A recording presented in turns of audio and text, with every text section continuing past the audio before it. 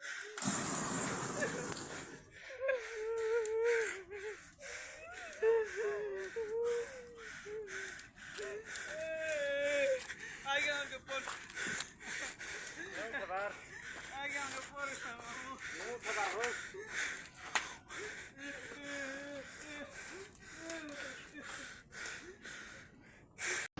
आम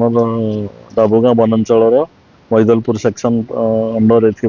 गोटे बार्ली हिल plantation barley reserve forest होता है वर्ष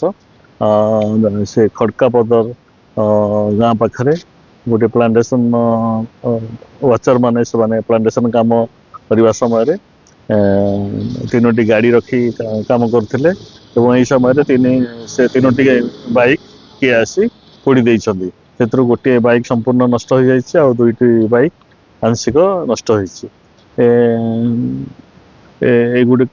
संपर्क स्थानीय वनपाल मैदलपुर थाना रे गोटे लिखित अभियोग कलापर आईआईसी आसी इनक्वारी कर रिपोर्ट सबमिट कलापर परवर्ती कार्यानुष्ठान ग्रहण कर एगुड़िक आम भावुँ से जंगल टी आम वर्ष प्लांटेशन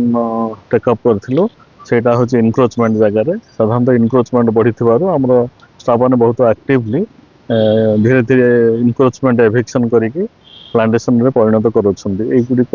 लोक मान आक्रोश हो पारे। मो ना है किरोसिन जानी हम काम करवा जाइलु डिपार्टमेंट रे काम करवा बेलू नहीं कि धुआं बाहरला धुआं उठला आम फील्ड रे निया लगी बोलिकिना पলাই आसलु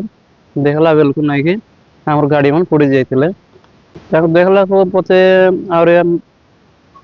गुचागुची करदेलु टिके आरी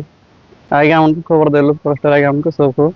आम गाड़ी मन पड़ुचे आज्ञा के गोटे निया मारदेले बोलिकिना पলাই आसलु कहला बेलू आसले आज्ञा थाना रे एफआईआर देले आज्ञा हमको न्याय मिलो आज्ञा।